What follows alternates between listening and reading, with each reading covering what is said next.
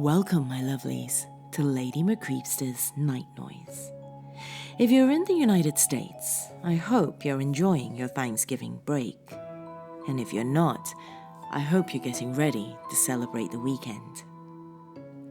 There's something beautifully haunting about desert roads, don't you think? The vastness and the isolation. They can be both captivating and scary at the same time. In today's tale, by author Jennifer Schell, one man finds out just how true this can be. So come now, lean in closer, and we'll begin.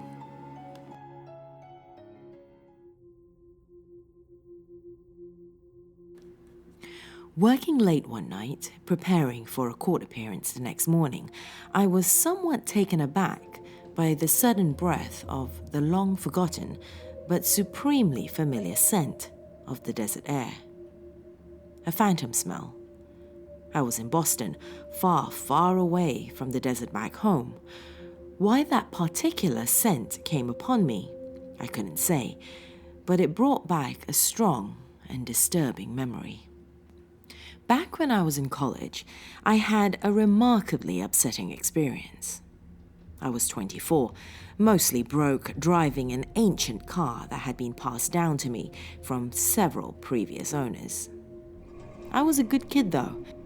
I never got into any trouble, and when I went home on the weekends, I still lived with my parents. They were always glad to have me, even though Dad threatened to turn my bedroom into a game room, plus free laundry machines and food. In my estimation, there was nothing better than my mom's homemade macaroni and cheese. There still isn't. I did well in my studies and was working toward a degree in social work with a focus on child advocacy. My mother used to say I was born to serve. The night it happened, I was driving back from school, heading toward home. My drive was about 3 hours long and included a very lengthy stretch of desert road. A lonely highway, especially at night. It always creeped me out a little bit, so I typically tried to get through that area before the sun set and left the road in inky blackness. There was not very much to see during the drive anyway. Sparse brush dotting the shoulder of the road, sometimes sand skittering across the blacktop, stirred by a whispered breath of air, the occasional car. With the windows down, as they usually were, I could smell the creosote and desert sage. The fragrant dry air was how I knew I was nearly home. I usually had the radio cranked up to deafening levels to distract me from the boredom. That particular afternoon, I'd gotten a late start. So, by the time I got to the desert, the shadows were already drawing long and purple lines over the scrub and rocks, and the sun crowned golden on the bluffs ahead. Sitting in my office, I was transported back in time, caught up in the memory the phantom scent brought with it. I saw the chick walking down the long stretch of road from about a mile away.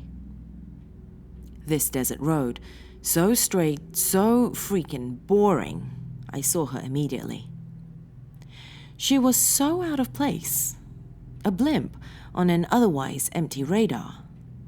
Even from far off, I knew she was a she. I also knew she wouldn't be way out here unless there was something wrong. My mind processed all this pretty quickly, and I resolved just as quickly that I'd stop to see if I could help. I'm a decent guy, you know. That is, I try to be. As I got closer, I saw the backpack, her long blonde hair in a ponytail draped over the pack like a tassel, hiking boots. From behind, she was something, that was for sure. I couldn't wait to get a look at her face. Wouldn't it be great if I rescued a beautiful damsel in distress on a long desert highway? I killed the radio and started humming Hotel California. I rolled to a stop just in front of her and waited for her to approach, my hands totally visible on the wheel. It was getting dark fast now, so, though the tops of the faraway hills were still kind of bright, it was sort of dim and purplish down on the road. I didn't want to freak her out by getting out of the car. You know, strange guy, middle of nowhere, long, creepy shadows. Kind of seems like the plot to a bad B-movie. Anyway, sure enough, she walked right up to the car, and then right by it, like it wasn't even there. She just kept going. Same pace, boots putting distance between her and wherever. She was definitely moving. At that point, I did jump out of my car. "Hey!" I yelled. "You okay?" She paused, turned her head around, and looked at me like she was confused.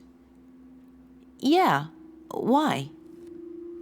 "Oh, well, I thought maybe you needed help. You know, like a ride or something," I said. "Nope, I'm good. Thanks anyway." She turned around, ponytail swinging, and continued hoofing it. I stood there like an idiot, watching her walk away, and didn't know what to do. The desert was super dark at night. Got pretty cold too, even in the summer. Admittedly, she didn't seem concerned about her situation, and that backpack looked stuffed full. I guessed she probably had some camping gear in there. Maybe she'd be all right. But I really didn't like the idea of just leaving her out there. It bugged me, you know? I jogged a bit to catch up with her. "You again?" she asked, giving me a sidelong glance. She did not turn her head. She did not stop walking. "I guess so," I said. "What do you want?" she asked. "Like I said, just thought you might need help. It's getting dark out, like really, really dark. The desert isn't friendly at night, and the next town isn't for another 60 miles. You sure you don't need a ride? I promise, I'm not a weirdo." "I promise," she said, mocking my tone. "I'm really okay." "Well, if you're sure," I said, doubt lacing my voice. "I'm sure. See ya," she said, clearly dismissing me. She kept walking. I looked back at my car, which was further away than I expected it to be. Did we really go that far? I shrugged my shoulders and jogged, a little more quickly than before, back to my car. She was pretty, but not in a blow your socks off kind of way.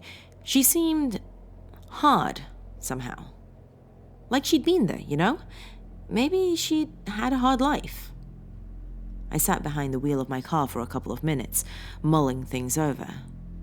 Did I leave her out here? Did I shadow her? I mean, it's not like she wouldn't know I was there, but it would make me feel better knowing she was safe.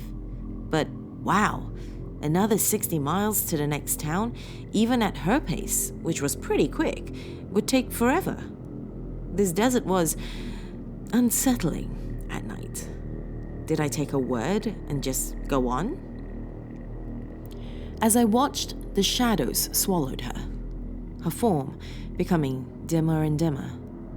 Finally, she was barely visible, and then not at all.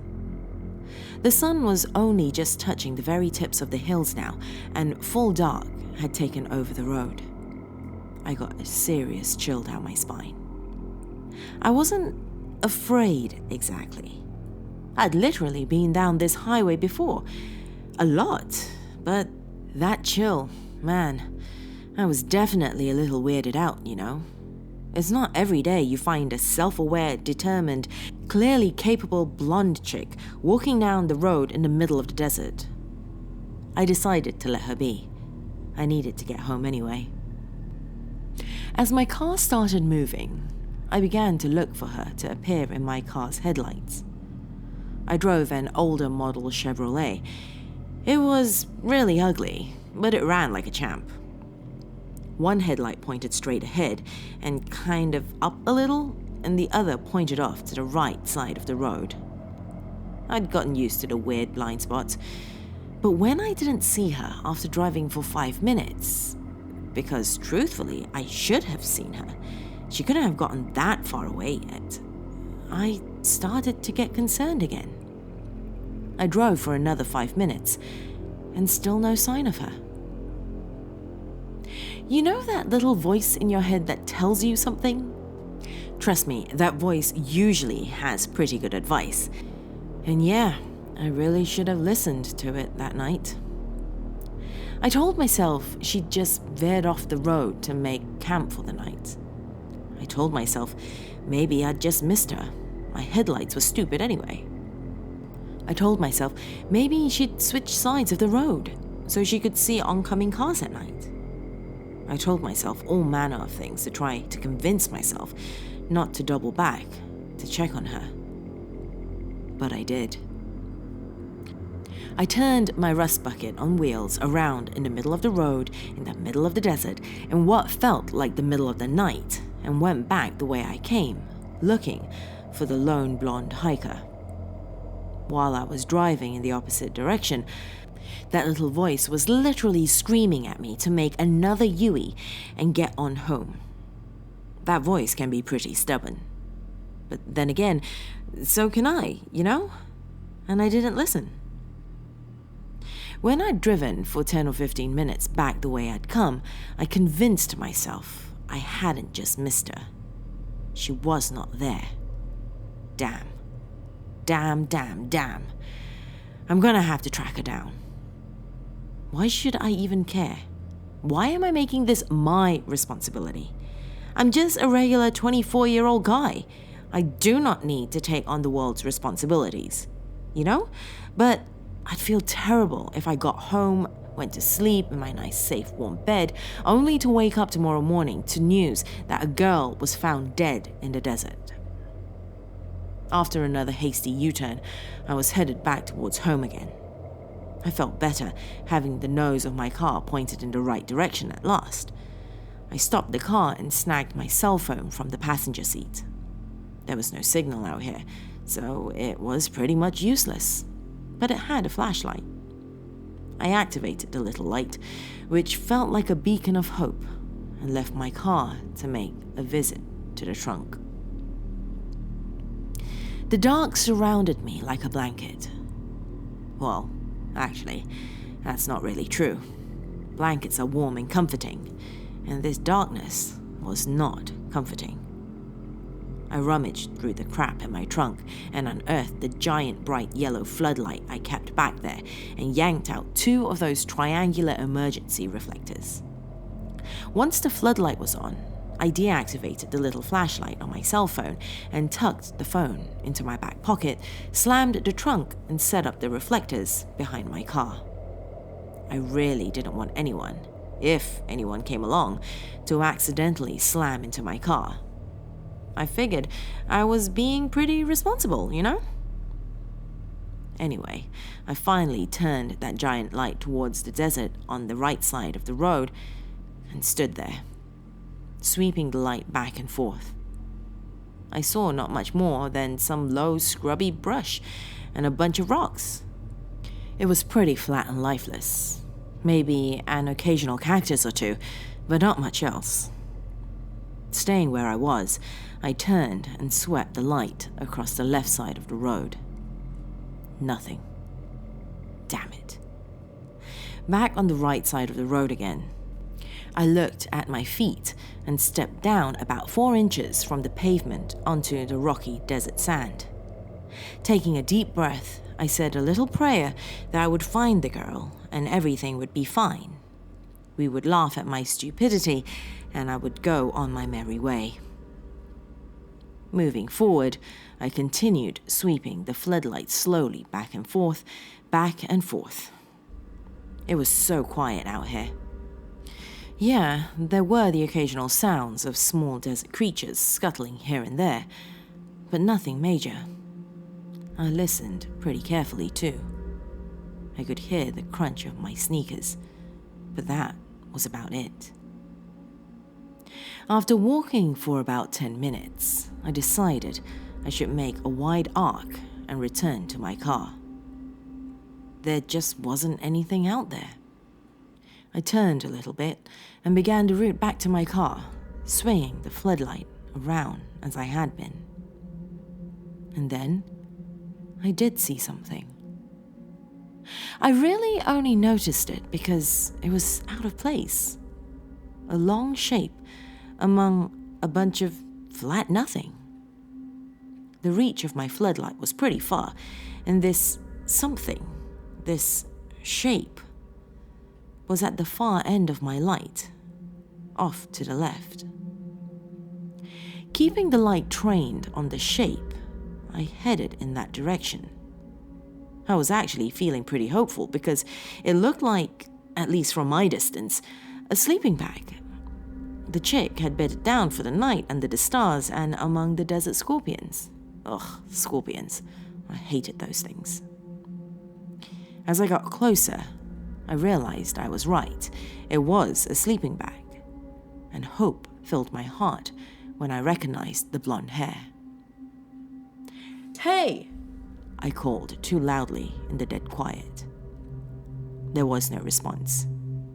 I found it hard to believe she could have fallen asleep already. "Hey, blonde chick!" I called again.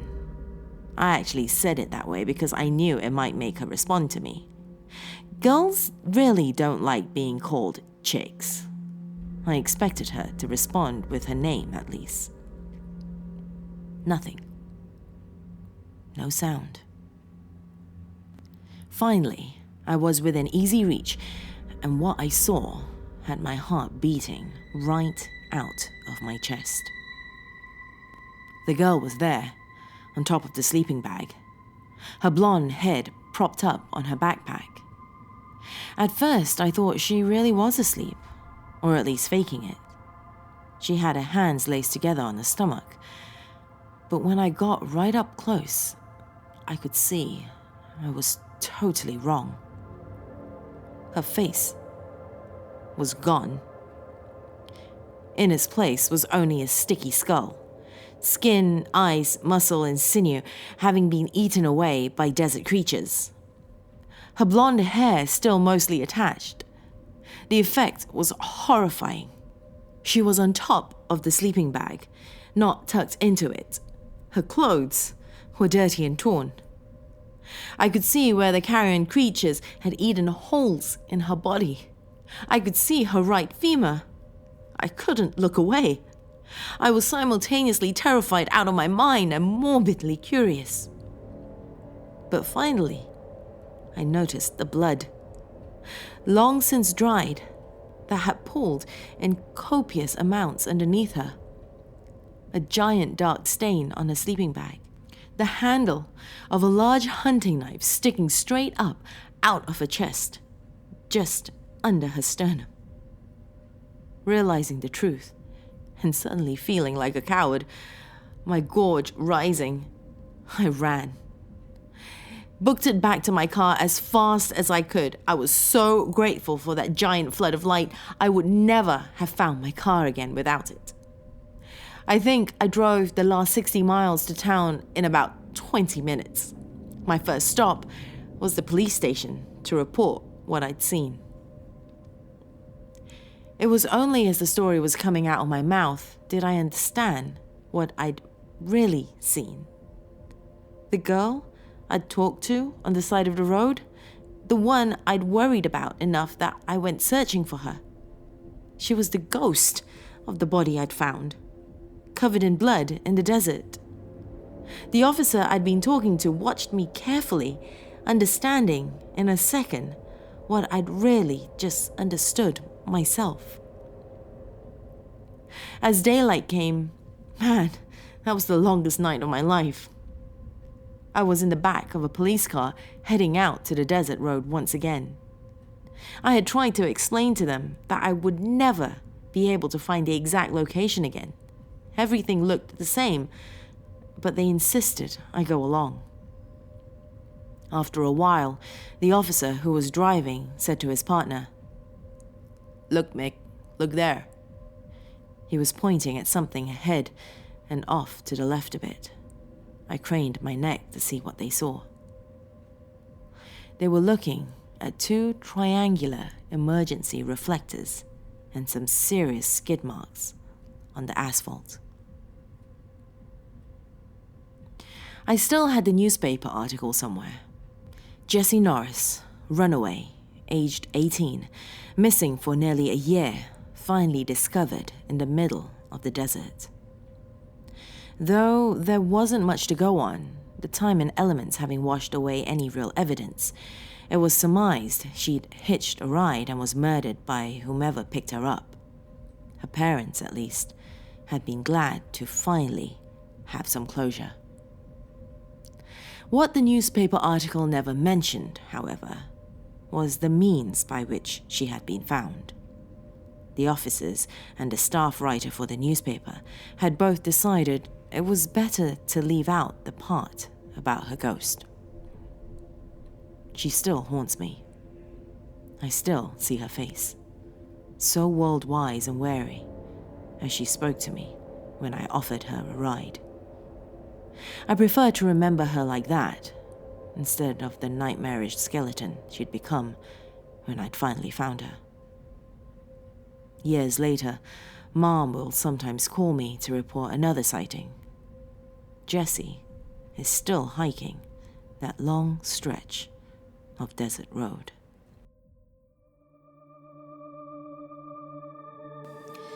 The next time you're driving along a deserted desert road and you see a pretty blonde hitchhiker, make sure you say hi to her from me and blow her a kiss. Thank you for joining me this evening, my dears. If you haven't done so already, hit that subscribe button and click on that bell icon to get updates on new uploads. If you'd like to follow me on social media, find me as Lady Creepypasta on Facebook. A direct link is in the description. That's it for tonight, my lovelies. Remember, come back soon.